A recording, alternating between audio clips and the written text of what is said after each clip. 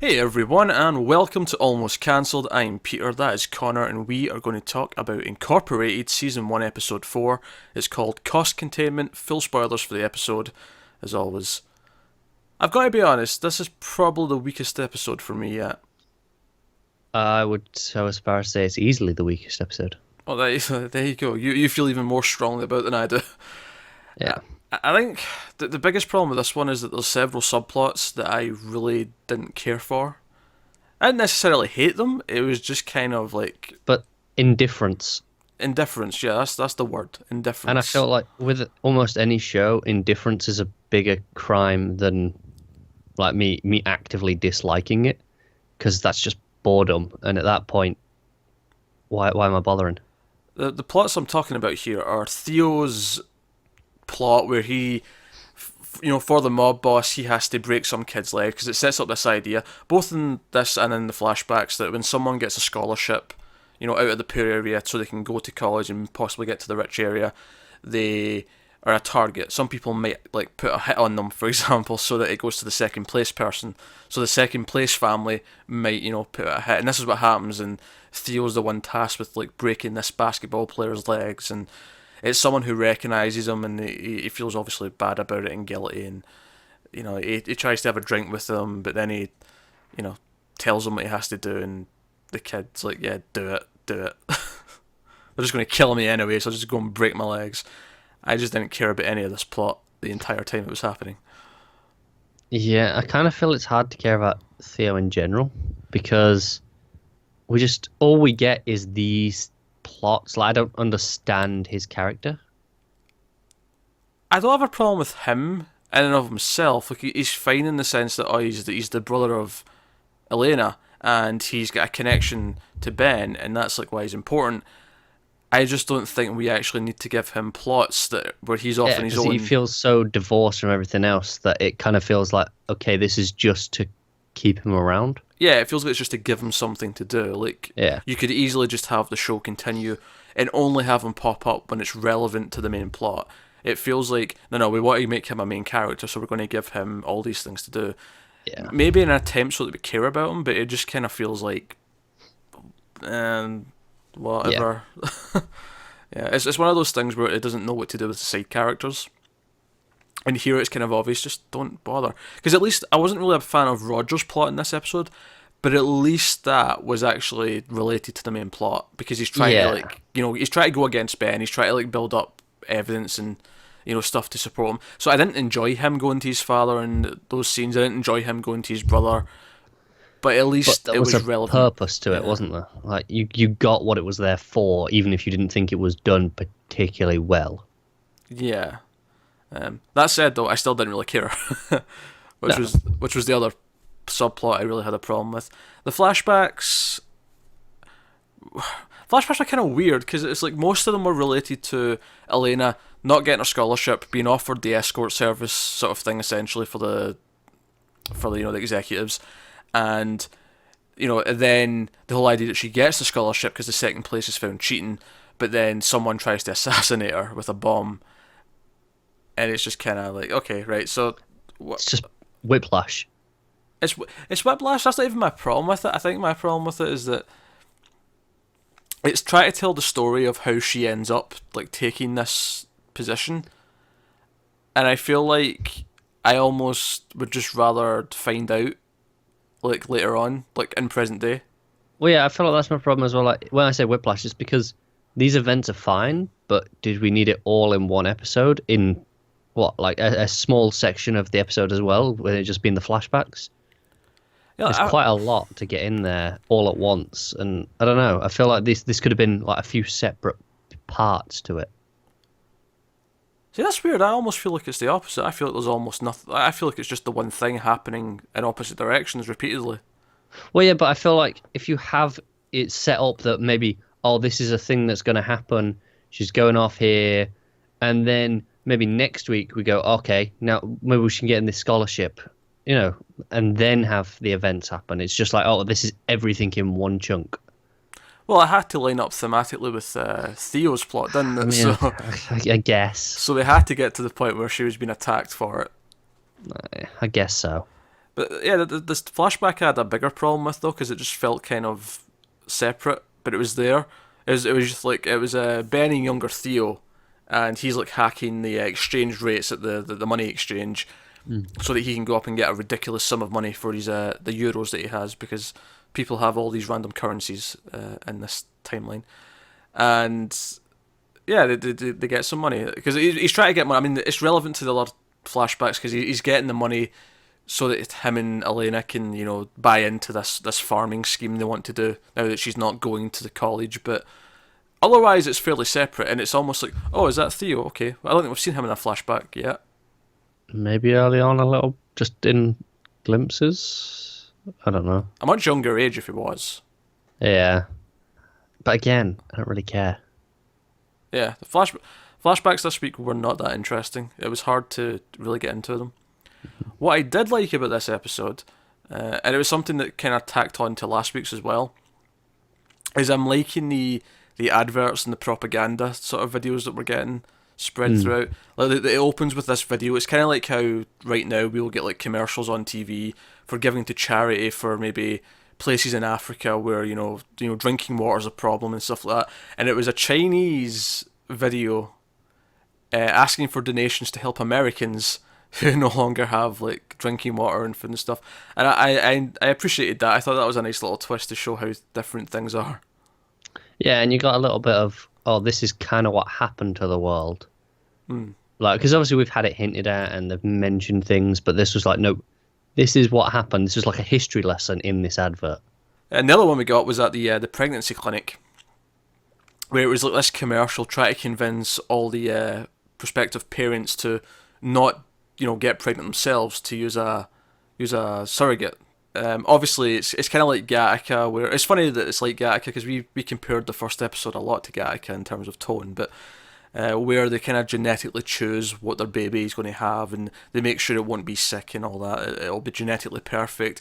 It'll have they even have this computer like an app where they like, oh, it'll have the dad's eyes and the mum's nose and the Yeah, you kind of just pick and choose whatever you want. And I always find it really weird. They do this on a baby. It's like, okay, yeah, but just show me what it'd look like older, and then I'll pick it. That's what I was thinking. I'm like, who cares what it looks like as a baby? That's not going to last. What's it Exactly. What's it going to look like when it's 20 years old? That's what I want to know, and then I can make a. And I feel like if they've got decision. the technology to go, okay, we can make this baby. You can show me aged up, give or take circumstances, because obviously that will affect things. But you can make an educated guess and go, yeah, this is roughly what it'll look like. Yeah, and Ben's plan is to use birth control. He gets Kendrick to get him some birth control, which exists for men. Just we learn this. There's like a patch that he puts on his wrist that works like I guess like female birth control does. Just makes him fire blanks. And he's going to lie to her because he obviously he's got other things in mind. And they have a fight with her mother, Elizabeth, because she doesn't want her to go through this, because the woman who they helped escape the other company in the last episode, she lost her baby in the process, and her mother's worried about her, and she's very kind of, people like us don't do this. People like us have surrogates. Yeah, because, we can be better than this. Yeah, very sort of arrogant, upper class, condescending as well. Condescending, yeah. And that scene was fine. I think the problem I had with that scene was that we already know they're like this. Their relationship's already very much been this, where she's like, oh, you should do things this way, and they're like, because even though it's Ben that suggests having a natural pregnancy, she went along with it very quickly. Laura was immediately up for it, and she even fought for it when the doctor said, no, he's got some weird genetics in there. It might, there's a small chance. It's small, admittedly very small, but there's a small chance, it could get a disease at some point, and we're not going to take that risk. But it did feel weird that they didn't have like a debate, like him convincing her, because like you say, like she's grown up in this world of this is what is normal to her, yeah, like her mother is this important figure. She's been part of this world where people don't have natural births. That's not a thing. So she would have gone through this expecting to do it this way, and now she's been gone, why, let's not do it, and she's not going to debate it at all.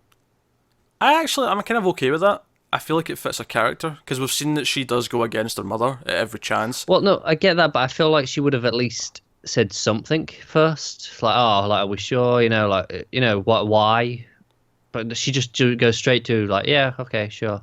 Well, she does it first when he first brings it up when they're out on the It's couch. really brief, though, isn't it? It is brief, but I don't know. I didn't have a problem with that. Okay, I just thought there should have been a little bit more of that stuff. Because especially the way the Doctor reacts, it's not that no one does it, but it's like it's kind of like the same ratio I took it as like the people who maybe have home births. It's kind of like that kind of ratio where Okay. like the most people don't do it, but there is like a reasonable normal percentage of people that do have natural birth. Yeah, I can see it that way. Yeah, I think that he suggested it, but I think she was immediately attracted to the idea, even though she does question it a little bit, because she, seeing her try and help the poor kid, seeing how she goes against her mother's wishes it feels like, and even the way she cuts herself to feel something, it all feels like she's maybe not aware of it, but she one day will be aware of the fact that she has this deep-seated feeling of she's surrounded by the phoniness, the fakeness of this world, and she wants to feel something real. And Yeah, I get that. That sound logic, I suppose. of course, Arnold Schwarzenegger as well. Natural for him too. Of course. If you've seen the hit film Junior, directed by Evan Ratman, Danny DeVito's in it as well. Is this going to just turn to a review of that movie now? It's okay. It's not great. It's definitely the weakest of the three Ivan Reitman, Arnold Schwarzenegger comedies. Twins and Kindergarten Cop, much better. What a shock. So the main kind of plot in this one is that Roger's, digging around, and he actually the thing that he's getting his father to do is he can't get him in, his father can't get him access to the club to, see Elena, but he can make a call out of Elena to another location. So in this case, like a hotel room or whatever. And of course, when Hendrik gave him the email, Ben was able to use that as a sort of like a virus and track his movements and see what he's up to. Yeah. So he goes to the hotel as well to try and sort of intercept. And he has that cool, disguising tech from the cameras. Yeah. The cameras can't see him. It's all sort of digitized. And sure enough, Elena walks in, and it's kind of a big moment. It's kind of like, oh, we're finally seeing her in present day. But I'll tell you this, I was sick of seeing that like GIF essentially, that 3-second loop of her walking out of the car. I'm like, if I see that one more goddamn time. Yeah. But no, it's a big moment. She finally steps out, and she goes in the elevator, and that's the end of the episode. I kind of feel like, though, as important as this feels, the rest of the episode to get to this point didn't feel that important. That's kind of my problem. There's so much of this episode that makes me feel indifferent, that when there are these moments that are good or important, I'm so in the mindset of not caring that I struggle to kind of wake myself up in time for the moment, essentially. I think the final moment's a big deal for the show thus far. It's what the entire thing's been about. They've been trying to find her. This is the first time he's seen her in, present day. But, yeah, the rest of the episode to get there was just kind of dull and unexciting, and it wasn't even bad, it was just kind of mediocre. Yeah, it's definitely the worst episode of the four so far. Yeah, I'm hoping we can get back on track next week. Well, there's no reason. I don't think there's any reason to be actually worried, because last week's was the best episode of the four. Aye, that's very true. So there's no reason. It's not like it's been a casual decline since it started. It's up and down, up and down. Yeah. Hopefully it finds its footing though, and we actually get to a point where we really care about what's going on. We care about the characters, because I'm not quite there yet. I said that last week, even though it was a really good episode. This week, this didn't help though, did it? No, it didn't. I feel like I maybe care a little bit less after this week than I did last week, because, like I said, I was just feeling indifferent, and it's hard for them to make me feel anything except further indifference at that point. Oh, although one last little tidbit, the woman from last week does actually give some of the information about how the other companies, going to revolutionise and, grow crops in the desert. And the actual trick that they've somehow discovered, that some scientist somewhere has solved, is that they can make the crops saltwater tolerant. Which would mean they can use salt water from the sea, which would, mean, oh crap, we've got tons of water. Yeah, and obviously this implied that there's been some sea level rising. Mm-hmm. So it's even closer, even less effort. It's even closer. They even have to travel as far to get to it. Exactly. Yeah, hell, even if they use enough of it to grow their crops, maybe the sea level will dip a little Go back bit. down a bit. Yeah, you never know. They've used it all. Alright, yeah, that's incorporated episode 4. Thanks very much for watching, guys. Let us know what you thought of this episode in the comments below. Like and subscribe and all that stuff. Helps us out a lot. Thanks very much for watching. We'll see you next time.